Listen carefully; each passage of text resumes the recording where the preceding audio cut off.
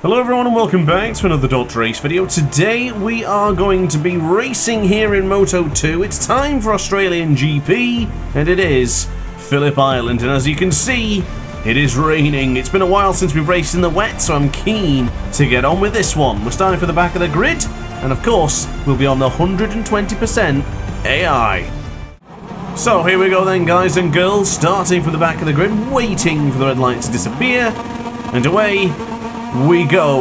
Let's see how this one's going to go down here in Australia. Now, it has been a while since I've done a wet race or wet session. I can't actually remember the last time on the top of my head. I think it might have been Catalonia. No, that would have been in Moto 3. I can't actually remember the top of my head. I do apologise, but I'm going to try and get through everyone as quickly as we can and calmly as we can. I don't want to be causing any problems or worse, crashing myself out here in Australia. We've got a great drive there going into the Stoner corner for turn 3, and for the first time of 18 laps we're already up to 15th place, hard on the brakes and around the right-hander. Look at Marcus Ramirez, he's really wide there as we try and nip back on the inside. Zonta van der Goorberg's made a good start, he's up to 15th. We now dive into the left-hander, one of the CF Motos there. In fact, it's Joe Roberts on the left-hand side. He was a championship contender when we first started this season in career mode, but for now, that's gone, because of course the championship has been decided, and the man on your screen right now is the World Championship winner. Oof, not Somkiat Chantra on the right, I'm referring to myself, of course. Into the left-hand side, trying to split through now on Alberto Reinas, and already we're up into, not quite, but almost into the top 10, possibly here though. As we dive into the left-hand side, we might be able to make short work of Dixon and be into the top 10 as lap 1 concludes. This one might be a bit easier than I'm expecting, you know. I felt like we would be good, but maybe not this good. Already through on Dixon, now it's time to get through on Ramirez across the line. We're 1.8 behind Tiger Tony. Ah, look at this is beautiful. Ooh, Marcos coming back up on the inside though. Fair play to Ramirez. Number 24 trying to stick it back up on the inside into the Duin corner as we lean into the apex of the Southern Loop. Ooh, a bit too deep there. Oh my god, I had to pick it up then. Oh, I might be penalised for that. That's not my fault. I tried to pick it up to avoid the contact then, and Ramirez still hit me. Good Lord Almighty, now back up on the inside of Dixon. This is not going exactly as I anticipated. 9th place for us. We lost 0.4 of a second, and I'm not seeing any warning at all. Now, I have seen warnings. I noticed Ramirez got a warning earlier. Maybe we got away with that. I don't think I did anything wrong there as far as I'm concerned. I did try and pick it up to avoid him, but he was still just leaning in too rapidly. Now into the change direction, and tell you what, this could be a nice lunge on Sergio Garcia, and it certainly is. Bouncing our way onto the curves into Lukey Heights. Now into one of my favourite corners in the MotoGP calendar. This is turn 10. This is the MG corner. Didn't actually want to go for that lunge then, but Aaron Canet sort of pushed me into it. So I had to go for the move, but it's definitely stuck. A little bit aggressive on Ethan Guevara, I guess, but I don't think he'll be too mad at the move.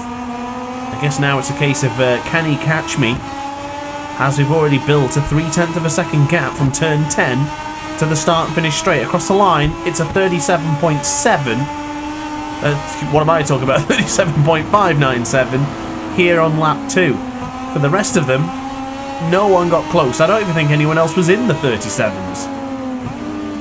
Now leaning onto the left-hand side. Wow, we almost tapped the rear of Alonso Lopez. I think in that instance in this game I'd probably end up crashing myself there rather than taking him out. Of course, front wheel and rear wheel tyres usually mean front wheel goes down first. Whoa, he was so slow in that corner there. I apologise to Alonso Lopez. My god, he was so slow into the Stoner corner there. I was carrying 3 or 4 tenths of a second quicker into the third corner there. Absolutely clattered into the rear tyre. Yeah, warning for good reason, to be fair. That was my fault. I should have really not tried to close in so rapidly. And as we lean into the right-hand side now, just careful not to run it too wide and off the circuit. Oh my lord, Fermin Aldeguer is off the circuit again. How many times has Aldeguer crashed this season? A bit like in real life. He's not crashed so much this season in real life, but he's wasted, well, not really had points when you really think he should have been having points in certain situations. I can't believe that, not again. He was our closest championship rival for quite a while, and I think he was up until just before Motegi. And now, it's down to us three to win this race. And I've got to be completely transparent with you. I've got a lot of confidence right now. I'm round the outside of Celestino, and I think it's going to be short work of Tony going into the southern loop. Not quite, tries to close the door, but unfortunately, I could just get my foot in and push the door wide open. And this is it. We could be seeing that as the race-winning overtake here in Phillip Island. Onto the anchors then. This is the Miller hairpin. And we're up by 0.4 of a second. That could be it. Unless Tony sends it or we make a mistake, I don't think the AI, on its hardest difficulty, can catch us now. I really hope they do. I want a good race of this, but I don't think it's happening. So I'll tell you what, it's down to us to churn out those fastest lap times. Let's give it everything we've got to try and win this race. 3.5 of a second, just less than 0.4 of a second quicker than Tony Arbolino right now. Was that Aaron Canet who just went down? I think I seen his name on the left hand side of the screen just briefly. Well, I guess that confirms it. He's not just crashed, he's out. Aaron Canet is O-U-T. Oh, and now so's Jeremy Alcoba as well now, apparently. Fabulous Jeremy. Ben Schneider and Dennis Onchu have collided somewhere, and I'm hoping... Then again, now I think about it, I'm trying to work this out in my head before I mention this, but yeah, Dennis Onchu has obviously not really had many points for our team's championship this season. We've done the lion's share of that work. But I don't think the Boscascora speed-up team are having any luck either. Now, Fermin Aldeguer has crashed, but I don't know where he is on circuit. He has rejoined, and quite perfect timing there. He's just received a track limit warning. Someone's off into turn 1, by the way. You can see them in the bottom of the screen there. I don't know who that is. It's probably Aldeguer. But what I wanted to say is that Canet is not going to get any points here today. And now Aldeguer is unlikely to get points either. So we're going to pull another 25 points for the team's championship. We could win the team's championship from just our performance alone. Like Marc Marquez and Lorenzo in 2019. Couple of points here and there for Lorenzo, but not much. Yet Marquez did all the lion's share, and that's exactly what we're doing now for the Red Bull KTM IO team here in Moto 2. Oh, and now Lopez is gone. Alberto Arenas has gone. I think they might have to think about red flagging this race in a moment. Everyone's crashing. Loads of mistakes are occurring here. But the fun bit now is that if all these riders are crashing, are we going to see a difference in the top 8? Somkiat Chantra he's there or thereabouts sometimes in our Moto 2 career mode. Sometimes he's there and sometimes he's competitive, and then sometimes he's nowhere. So that's a good sight to see the Thai rider up into 7th. As we go across the line, that's the first 36 lap time of the session, of the race. I mean, I guess I'm calling it a session now, because I guess it's pretty much just going to be me doing time trial at this point. Didn't expect it to be so easy, to be quite honest with you. I thought the 120% AI would just give me a little bit more. Because in the past games, they've been not too bad here. They do always seem to struggle going into the Miller hairpin. I think even when the game was a Honda hairpin, I think the game always tended to struggle into this right-hander. But since they're not very strong either at this part of the circuit, I think we're going to have a humongous lead at the end of this one. Now, of course, we had the World Superbike race here a couple of weeks ago when I made that last video, or the first video of our Superbike 24 career mode, I should say, and the racing was absolutely superb. So if you're yearning for some good racing, I definitely recommend watching that video, because unfortunately I think I'm not going to be able to give you good racing here today. I think I'm just going to dominate, so enjoy my dulcet tones. A blocked nose and a bit of a cold dulcet tone for DrAce here today. As we now lean in to turn 11, Ethan Guevara has now just crashed. It seems the crash point is that MG corner. That's where they're making all those mistakes. Now, he hasn't retired from the session, and that crash was enough to put him down to 8, so Somket Chantra has inherited the position.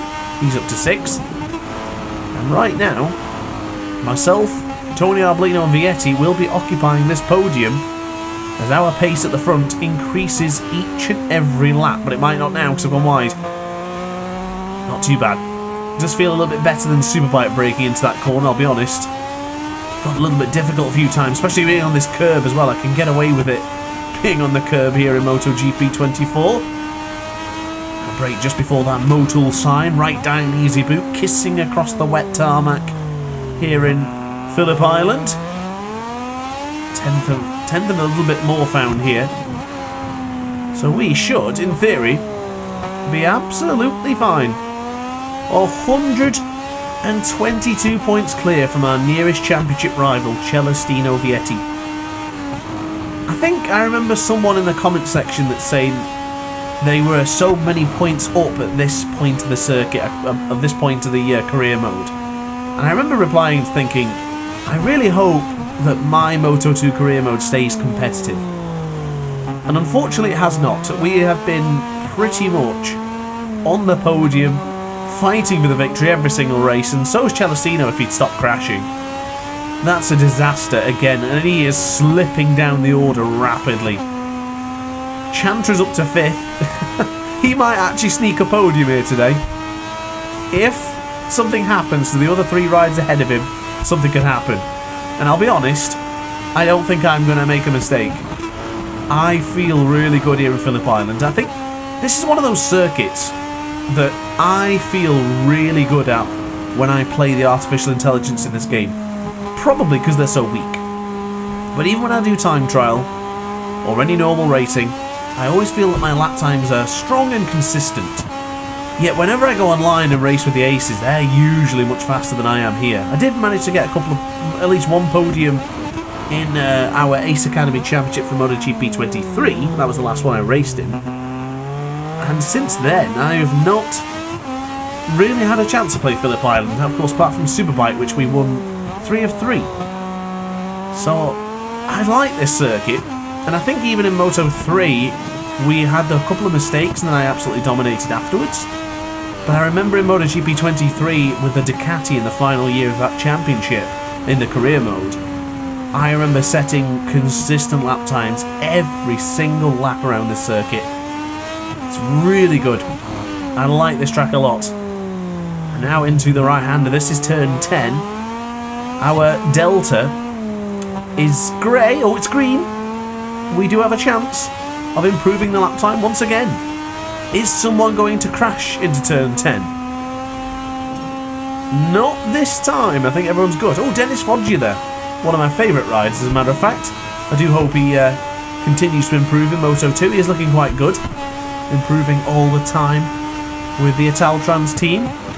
There's a lot of rumours of Celestino Vietti joining the Italtrans team next season. So I do fear that that could be Dennis Foggia being moved on to another team and a new team of Moreira and Vietti. And I've got to say, I'm not too sure how I feel about that. I like the prospects for Celestino, and I like the idea of Diogo Moreira. Sorry, my mind went blank then. I just realised Vietti's on the Italtrans in this career mode, so it's worked out rather well, that, hasn't it? Predicting the future, are you, MotoGP 24? I guess so. So yeah, we'd see a team of Vietti and Moreira. That would be pretty cool. As of course it has also confirmed that Jake Dixon is moving across to the Boscoscura team of Elf Mark VDS.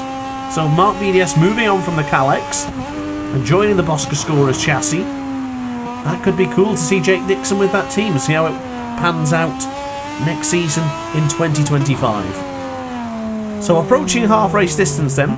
gap is 6.5 seconds, and we're still continuing to improve sector by sector, lap by lap, delta by delta.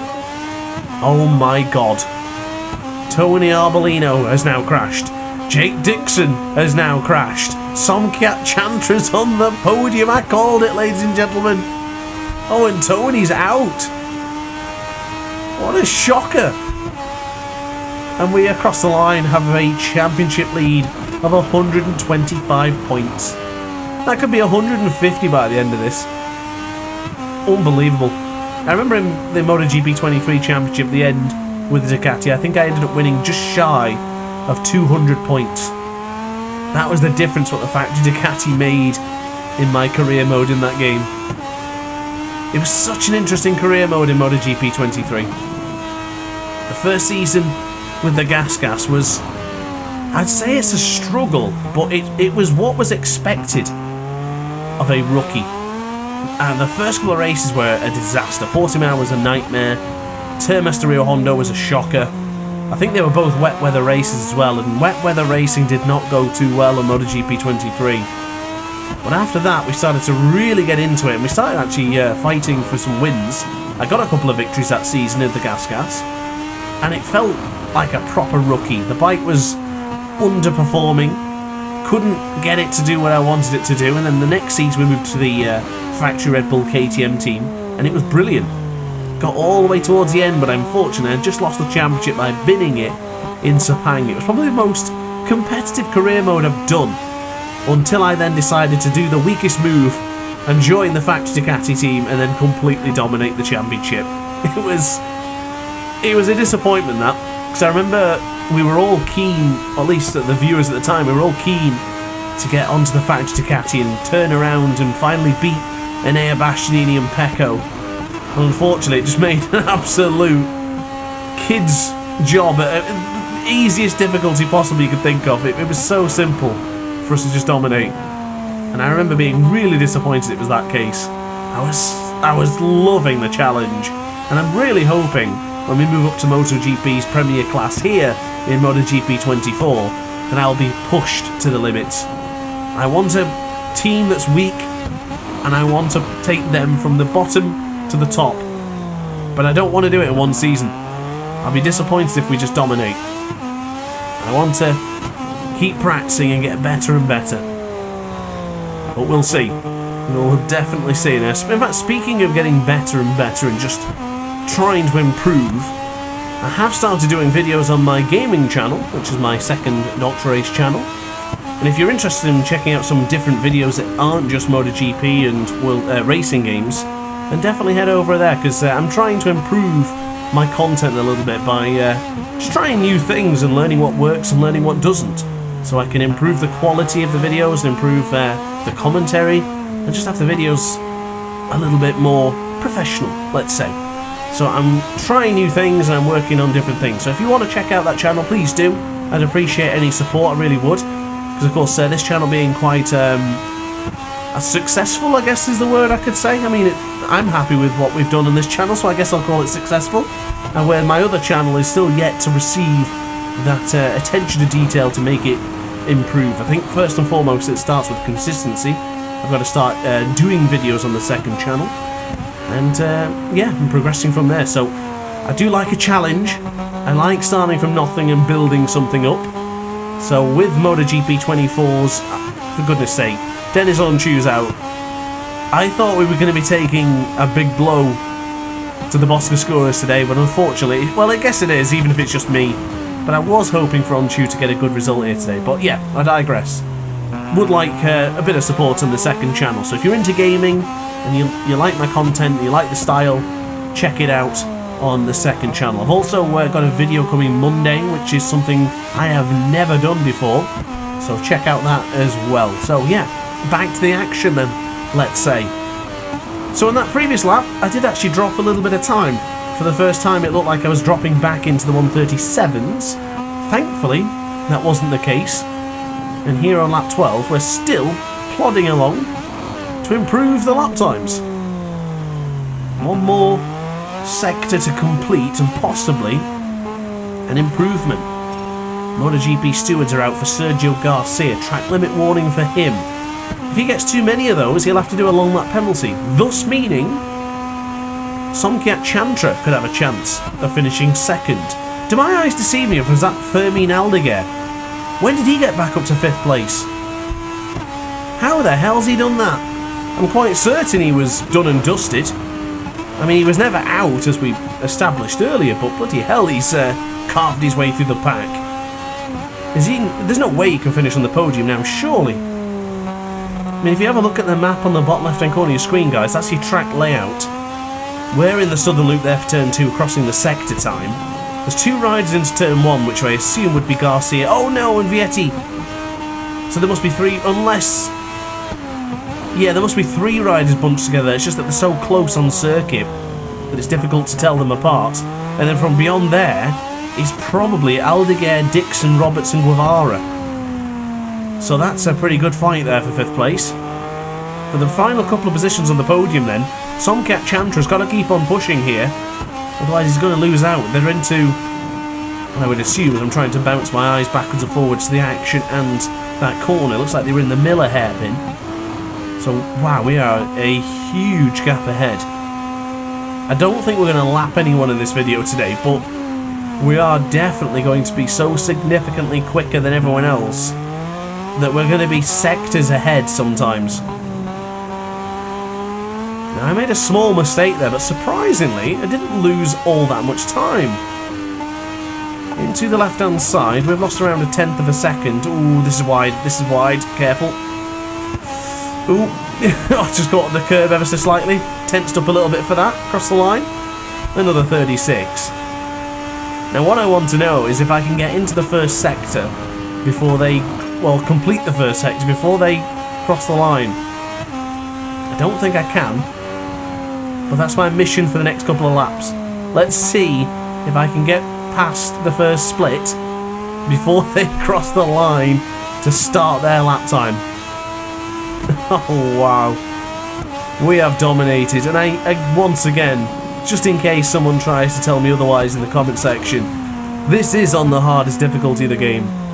I can't make it any easier or any harder. Well, I can make it easier, but I can't make it harder. I guess I can do that. Make a mistake. But yeah, this is the hardest difficulty in the game.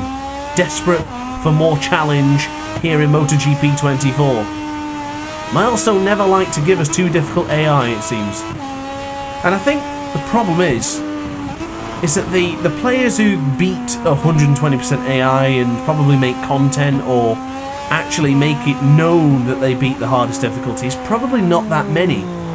So I imagine a lot of the newcomers to the franchise, the series, the majority of the players probably end up playing on lesser difficulties. So for Milestone, they're probably assuming that the difficulty balance is good, which I imagine it is for a majority of players. It's just that I play these games so much, and I have done for the past, what, 14, 16, 18 years? So I guess it makes sense. But across the line there, 1:36.508 for us, fast lap of the race, and Fermin Aldeguer, after all that work, has crashed again. And now he's down to 8th. The rule is for myself, if I crash twice, then that's it, I end the race. Aldeguer still going. He's down to 8th. That's an absolute shocker. I'm really hoping that Chantra gets on the podium. I like Celestino Vietti, he's one of my favourites as well. Sergio Garcia is a future MotoGP rider. I would like to see Chantra fit on that podium, but I don't know who I'd want to replace. Neither, I guess. I'd also like to see Dixon on the podium, or even Manuel Gonzalez. He's not had a chance of a podium in a while. He was so good in Moto2 a few years ago, always 5th place all the time, just lurking close to that podium. And it didn't quite happen. Ethan Guevara there, he's in 7th. He's slowly come on well, actually, in our career mode. I want to give him credit. As we lean into Lukey Heights, we might just go into turn 10 before they start sector 3. And we are actually on a better lap time again. This could be the second lap time in succession where we improve. And this would be a big chunk of time to find as well, especially at this late in the race. What a terrific performance. If you are still watching by now, want to say a big thank you for just watching me churn out lap times and just waffle on for 16 laps, but across the line, it's a 36.2. What a lap time. We might actually be able to go into the first split before they finish their lap. Oh, Joe Roberts has called it quits. The Californian has had enough of Phillip Island, it seems. Now onto that deep left-hand side, really pushing the left Pirelli rear tyre. Oh, I just touched the green then. I'm surprised they get a track limit warning. Into the left-hand side. We're actually losing time here. Not by much. But losing some time nonetheless. Beautiful tight apex to the Miller corner. Yellow flags are out in sector 3. My God, they're miles off, aren't they? Oh, and they've called it quits. It was Alex Screech. He's called it quits. Only 3 laps to go though, mate. Oh, steady. I did that in Superbike a few days ago as well, didn't I? Oh, I'm losing a lot of time here. Oh no. This could be the first 37 lap time of the day. Well, since the beginning. Onto the brakes. Turn 10. Can I get it stopped? We certainly can. 0.6 of a second is lost on this lap.